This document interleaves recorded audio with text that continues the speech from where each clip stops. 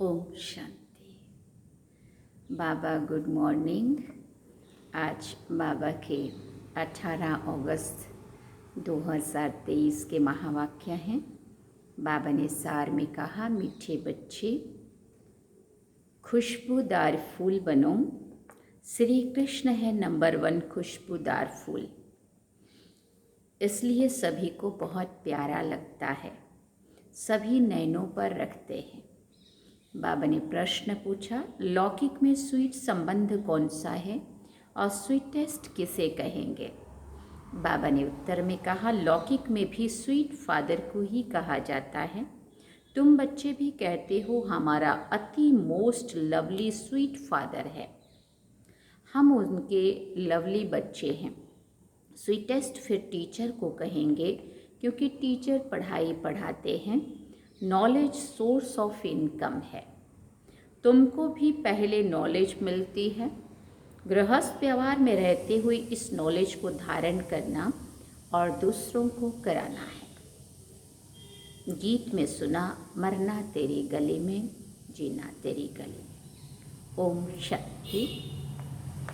बच्चों ने गीत सुना, जब कोई मरते हैं तो दूसरे माँ बाप के पास जन्म लेते हैं। बाप को बधाई दी जाती है।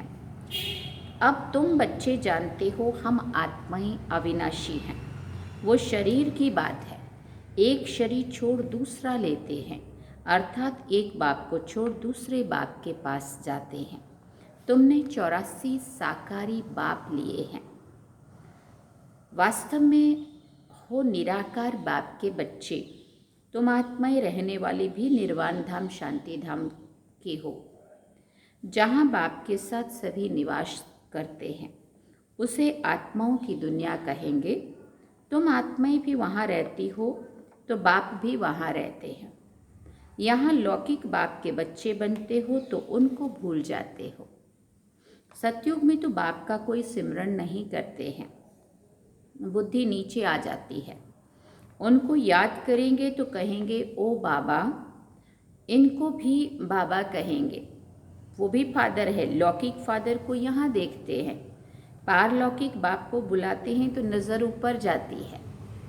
अभी तुम उस बाबा के बने हो। तुम जानते हो पहले हम पवित्र थे, राज्य भाग्य किया, अब 84 जन्म लिए हैं, दुखी हुए हैं।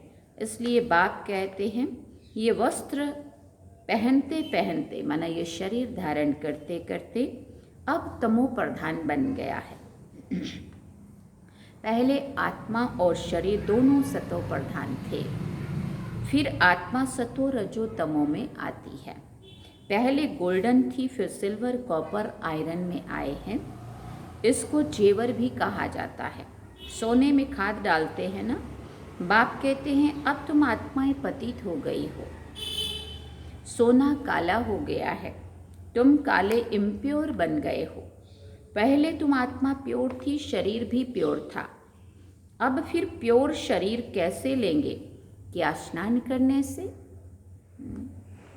स्नान करने से तो कुछ भी होता नहीं है। आत्मा पुकारती है, हे पतित पावन बाबा। बाबा अक्षर कितना मीठा है ना, बड़ा अच्छा है। फिर बाबा कहते भारत में ही बाबा अक्षर है। बच्चे बाबा बाबा करते रहते हैं। अभी तुम बच्चे जानते हो हम आत्म अभिमानी बन बाप के बने हैं।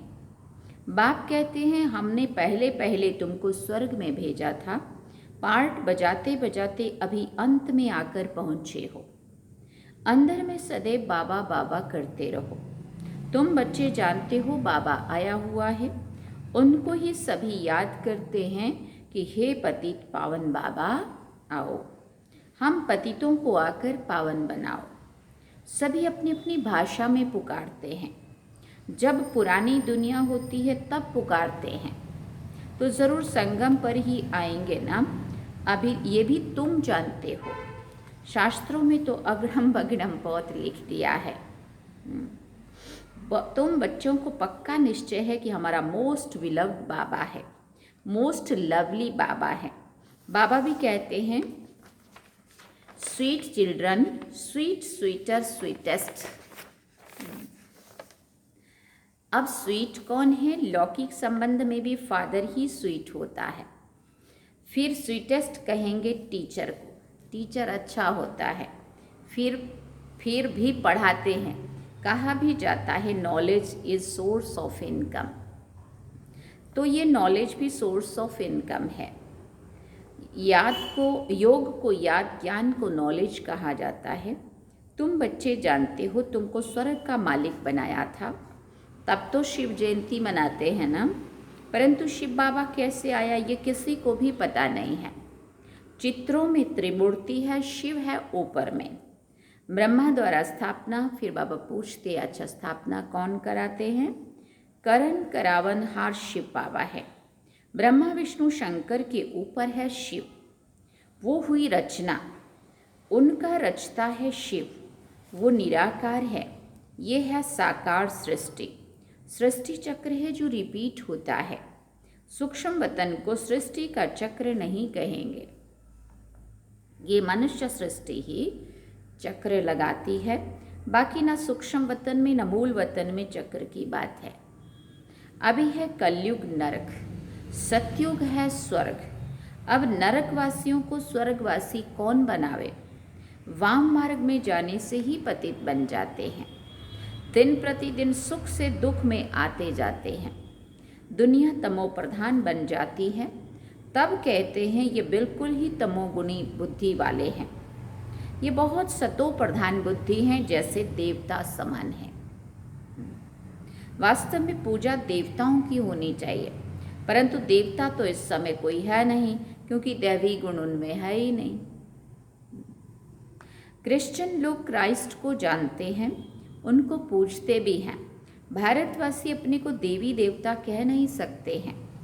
नाम तो बहुतों के हैं, फलानी देवी फलाना देवता, परंतु वो गुण तो है नहीं।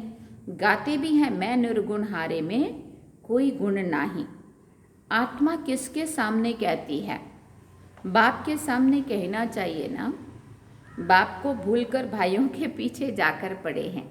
माने परमात्मा को भूल करके हम आत्माएं कभी महात्मा धर्मात्मा गुरुओं के पीछे जाते हैं ना, तो बाबा कहते परमात्मा बाप को भूल गए और आत्मा भाइयों के पीछे जाकर पड़े हैं।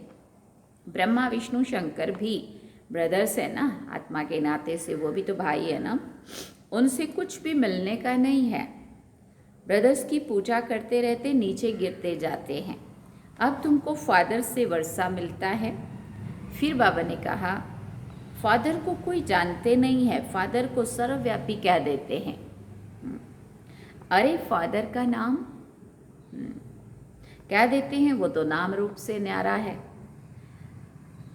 समझते हैं। बाबा कहते अरे तुम एक और अखंड ज्योति स्वरूप कहते हो, फिर न्यारा कैसे कहते हो?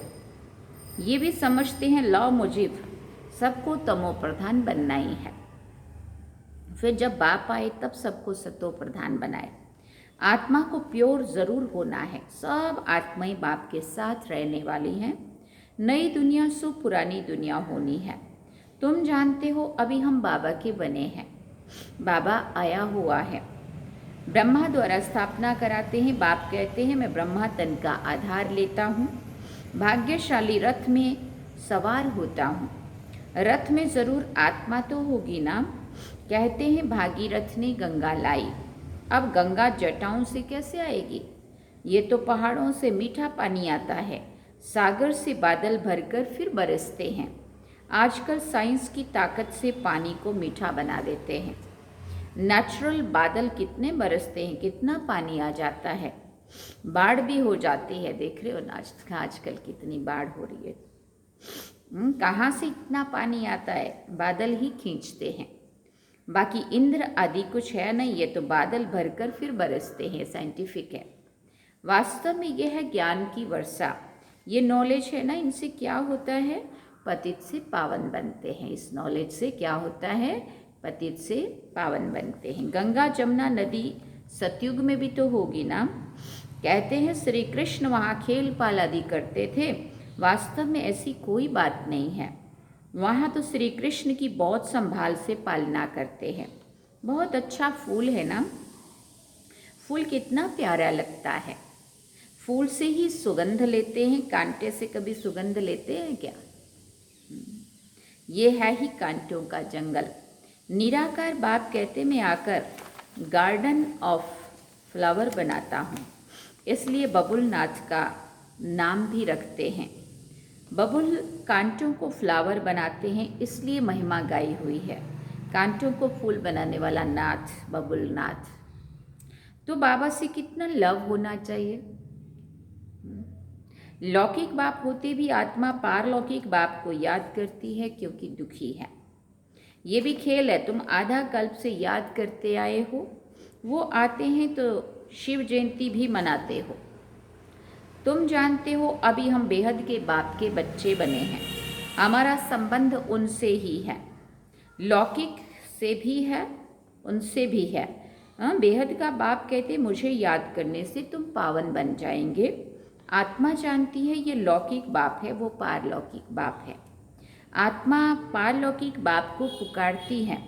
आत्मा कहती है हे भगवान, ओ गॉड फादर। जब फादर घर में बैठा है तो फिर ओ फादर क्यों कहकर पुकारते हैं। आत्मा उस अविनाशी बाप को याद करती है। वो कब आकर नई दुनिया रचते हैं ये भी तुम अभी समझते हो। ज़रूर कहेंगे कि कलयुग अंत और सतयुग आदि के संगम पर आएगा। कलयुग की आयु फिर लाखों वर्ष कह देते हैं। मनुष्य भगवान को पाने के लिए कितना भटकते हैं ना। सबसे जास्ती भक्ति कौन करते हैं, उनसे तो पहले मिलना चाहिए। हाँ, बाबा कहते उनको तो पहले मिलना चाहिए। बाबा ने समझाया है पहले पहले भक्ति तुम ही शुरू करते हो, तुमको ही पहले ज्ञान मिलना चाहिए। तुम पहले आसुरी गुणों वाले थे, अब तुम दैवी गुण वाले देवता बनते हो। इतने ऊंच स्वर्ग में तुम, इतने ऊंच स्वर्ग के तुम मालिक बनते हो। वहाँ की हर चीज़ फर्स्ट क्लास होती है। तुम बहुत बड़े आदमी बनते हो। तुम्हारे लिए वहाँ हीरे जवाहरों के महल बनेंगे।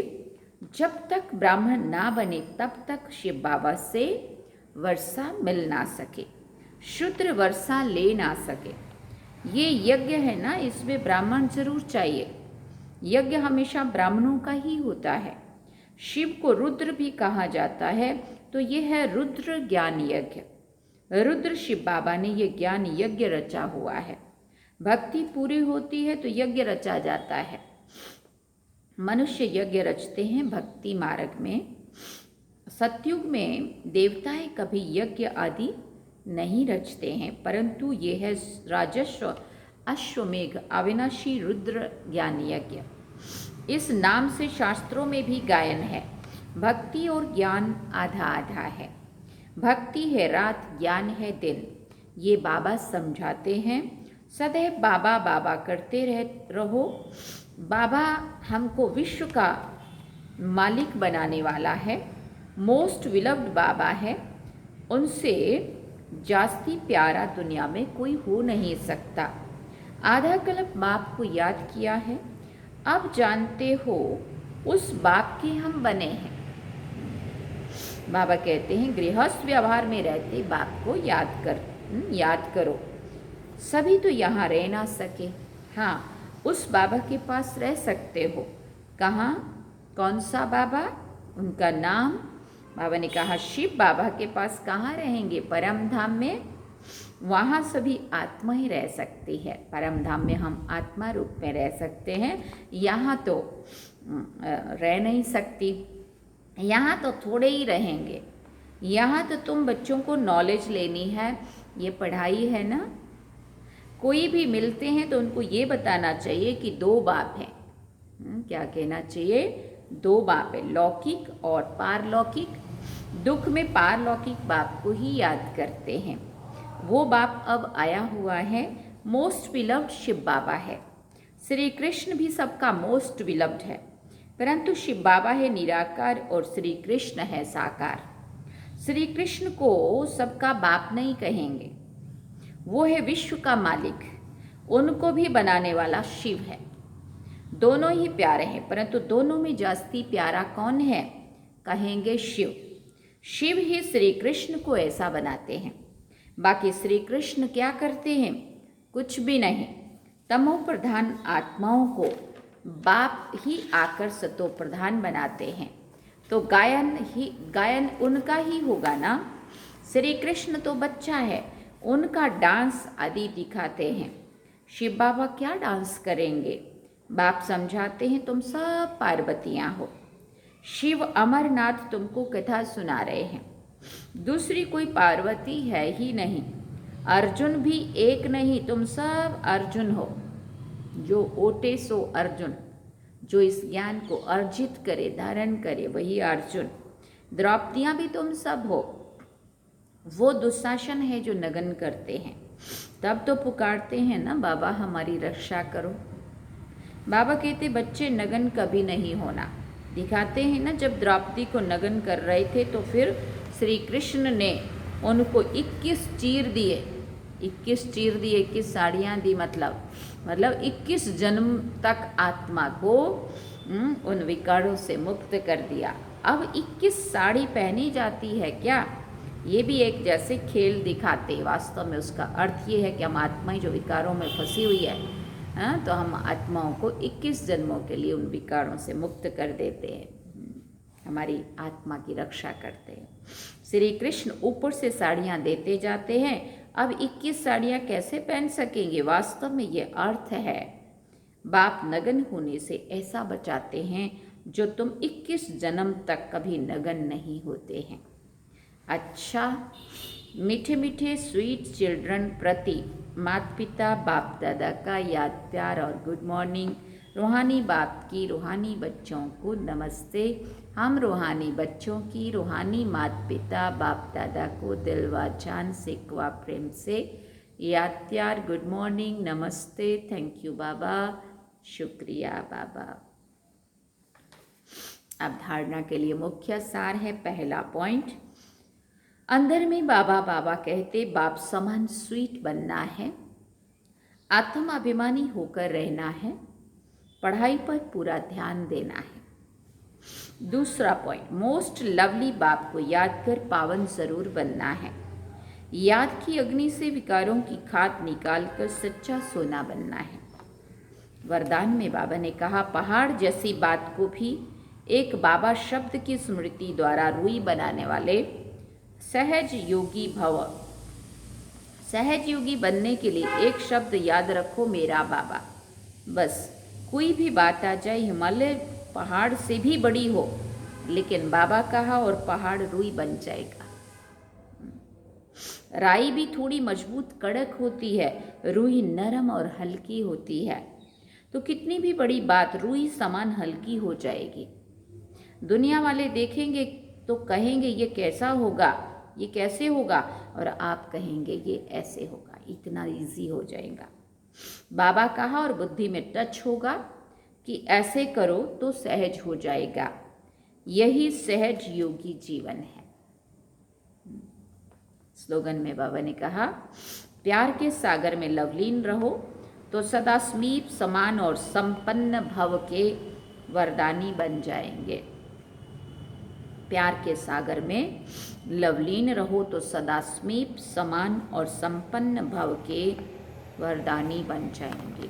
अच्छा, ओम शांति। सार में बाबा ने कहा मीठे बच्चे खुशबूदार फूल बनो। श्री कृष्ण है नंबर 1 खुशबूदार फूल, इसलिए सभी को बहुत प्यारा लगता है, सभी नैनों पर रखते हैं। और गीत क्या सुना? मरना तेरी गली में, जीना तेरी गली में। तो ये थे आज के बाबा के महावाक्य जो हम सभी ने सुने। आज लाइट नहीं है तो हमने आज थोड़ा हॉल के इस कोने में लेके बाहर की लाइट से ये थोड़ा रिकॉर्ड किया है, इसलिए पीछे बाबा नहीं दिखेगा आपको, है ना। तो अब हम बाबा को याद करेंगे। चलिए बाबा की याद।